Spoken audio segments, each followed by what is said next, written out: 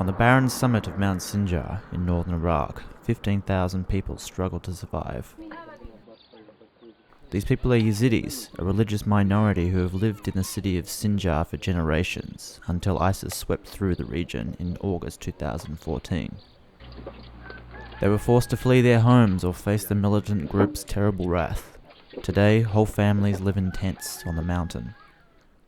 Mubet, who lives with almost 24 of her family here on Mount Sinjar, recounts their hardships without relish. It was harsh. We were hungry, tired, scared, and violated badly. Those who remained got captured and youth got executed, girls taken away. We saw enough brutality and hardship. No one supports Yazidis. Yet these families that escaped are the lucky ones. In a field just outside town lies a terrible reminder of what happened. Persecuted for their beliefs, some 5,300 residents remain unaccounted for, either killed or sold into slavery.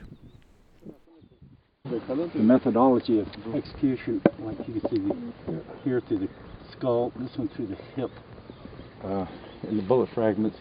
This grave you can see is much longer. It's like 25 meters and 20 meters anyway, and this is a much larger grave. This one probably holds 200 people.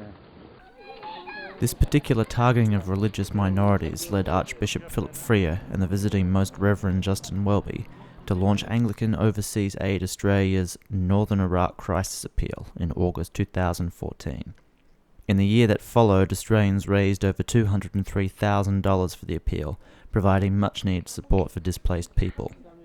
Using these donations from Australia and elsewhere in the world, Anglican Overseas Aid's ACT Alliance partners, Christian Aid and Lutheran World Federation, were able to distribute aid to thousands who had escaped to the relative safety of Kurdish-controlled areas, including food and cooking sets, bedding and clothing, shelter, freshwater wells, as well as assistance to disabled and professional psychological counselling and support.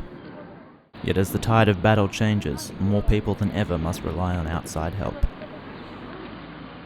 ISIS held Sinjar until November 2015, when local forces backed by coalition air power retook the city.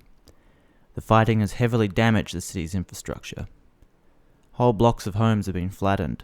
The streets are strewn with rubble and twisted metal. Essential services are months away from being operational again. Sinjar is a ghost town. Like many, Kolu and his family remain trapped here on Mount Sinjar. Why have you stayed here? We were unable to go anywhere, so just remained here. Will you return to Sinjar? We don't know, haven't been there yet. It's all very dangerous. How long will you stay here? Only God knows. We don't know anything. Conditions remain hard, says German Kurdish doctor Midya. Her small clinic at the summit of Mount Sinjar sees around 50 patients per day.